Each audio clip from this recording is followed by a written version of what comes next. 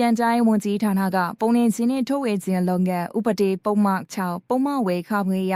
ပရင်းအေဂျင်စီလုပ်ငန်း3ခုကိုပိတ်သိမ်းလိုက်တယ်လို့ထုတ်ပြန်ကြေညာလိုက်ပါတယ်။ပိတ်သိမ်းလိုက်တဲ့တရင်အေဂျင်စီလုပ်ငန်း3ခုကတော့ပရင်းအေဂျင်စီလုပ်ငန်းအတိအမှတ်ပြုလက်မှတ်ရယူထားတဲ့ဦးရန်တွင်ဟင်းရဲ့ညီလက်အတန်ဦးဝင်းစောနာရဲ့ Renew Agency နဲ့ဦးစင်မင်းထက်ရဲ့အာရှစီကီစီတရင်အေဂျင်စီတွေဖြစ်ပါတယ်။အဲ့ဒီတရင်အေဂျင်စီတွေဟာပုံနှိမ်ခြင်းနဲ့ထုတ်ဝေခြင်းလုပ်ငန်းဥပဒေပုံမှန်8ပုံမှန်ဝယ်ခခွင့်ပါစီကံဆက်ကိုလိုက်နာခြင်းမရှိဘဲနိုင်ငံတော်အလုံးစုံရင်တရားဥပဒေစိုးမိုးရင်အများပြည်သူအေဂျင့်တာယာရေးတို့ကိုထိခိုက်စေတဲ့အကြောင်းအရာတွေကိုရေးသားဆင့်တင်ဖော်ပြခဲ့တဲ့အတွက်ထုတ်ပေးထားတဲ့တရင်အေဂျင်စီလုပ်ငန်းတွေကို2026ခုနှစ်ဧပြီလ23ရက်နေ့ကစပြီးပိတ်သိမ်းလိုက်တာဖြစ်တယ်လို့ထုတ်ပြန်ကြေညာချက်အရသိရပါတယ်။ကျန်းစာရေးဝန်ကြီးဌာနရဲ့ပုံနှိမ်ခြင်းနဲ့ထုတ်ဝေခြင်းလုပ်ငန်းဥပဒေပုံမှန်8ပါစီဒန်ချန်တရရက်နဲ့ညီစွန်းတယ်လို့တန်ရာရှိတဲ့ထုတ်ဝေစာကိုပုံနှိမ်ထုတ်ဝေခဲ့ကြောင်းခိုင်လုံတဲ့အထောက်အထားနဲ့သတင်းပေးပို့တာကိုလက်ခံရရှိတာဖြစ်စေ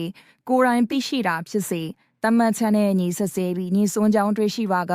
လုပ်ငန်းအတိအမှတ်ပြုလက်မှတ်ကိုပြန်လည်ရုပ်သိမ်းတာဒါမှမဟုတ်ကားအခန့်အသတ်နဲ့ရပ်ဆိုင်းတာပြုလုပ်နိုင်တယ်လို့သိရပါတယ်။ဒါကြောင့်သတင်းအေဂျင်စီတွေအနေနဲ့မီဒီယာအမျိုးအစားတစ်ခုခုကိုအသုံးပြုပြီးဖြစ်စေမိပညာတရားရက်ကိုအသုံးပြုပြီးဖြစ်စေရေးသားထုံးလင်းဖော်ပြခြင်းမပြုဖို့ထုတ်ပြန်ကြေညာထားပါရဲ့ရှင်။